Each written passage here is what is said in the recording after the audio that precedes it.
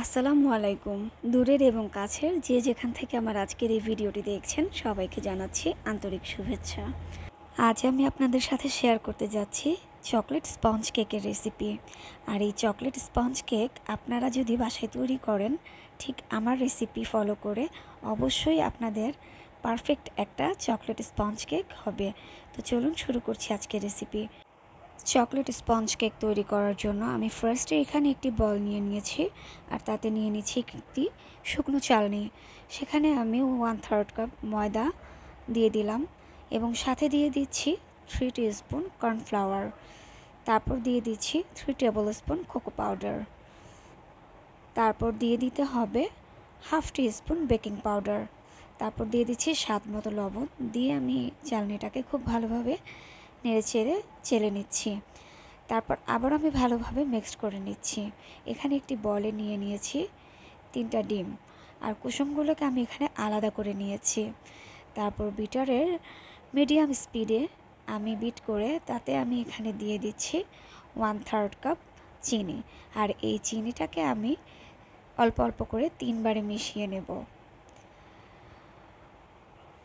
তো ভালোভাবে যখন মেশানো হয়ে গিয়েছে, দেখতেই পাচ্ছেন যখন ফোম হয়ে গিয়েছে, তখন আমি এখানে ডিমের কুসুমগুলোকে দিয়ে দিচ্ছি।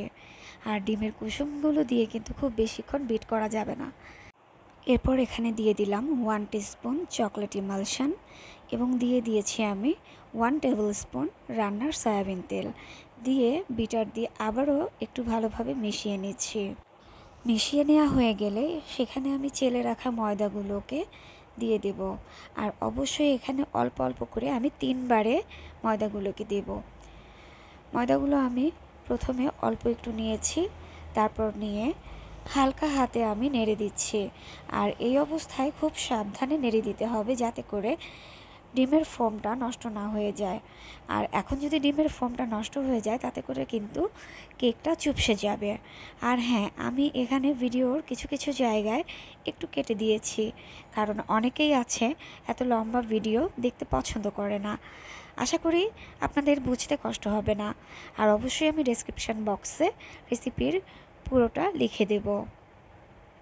তো আমি এখানে হালকা হাতে মিশিয়ে নিচ্ছি। তারপর আবারও অল্প একটু নিয়ে আবারও মিশিয়ে নিচ্ছি। ময়দাগুলোকে আমি অল্প অল্প এভাবে 3বারে মিশিয়ে নেওয়ার পর ব্যাটারটা রেডি হয়ে গিয়েছে। এখন আমি এই ব্যাটারটা নিয়ে নেব 8 ইঞ্চির একটি মোল্ডে।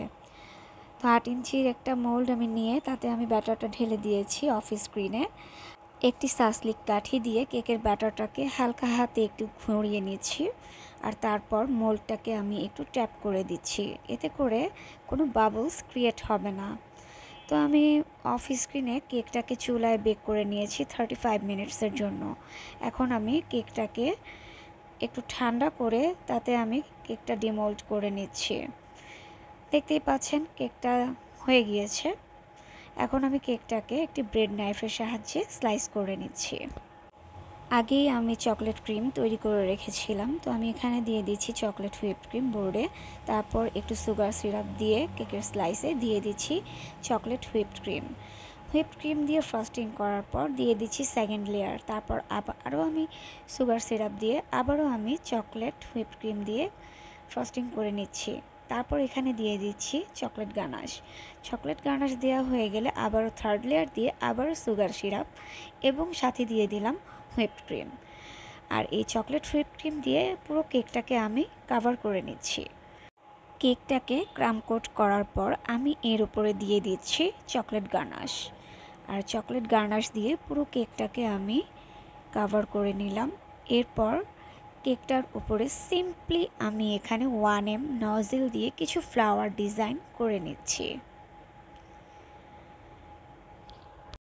কেকটাকে আমি খুব সিম্পল রাখার চেষ্টা করেছি। আশা করছি আমার আজকের এই কেকের রেসিপিটি আপনাদের সবার কাছেই ভালো লেগেছে। রেসিপি ভালো লেগে থাকলে অবশ্যই আমার কমেন্ট বক্সে কমেন্ট করে জানাবেন। আর লাইক কমেন্ট করে সাবস্ক্রাইব করে পাশে থাকবেন। ভালো থাকবেন। আল্লাহ হাফেজ।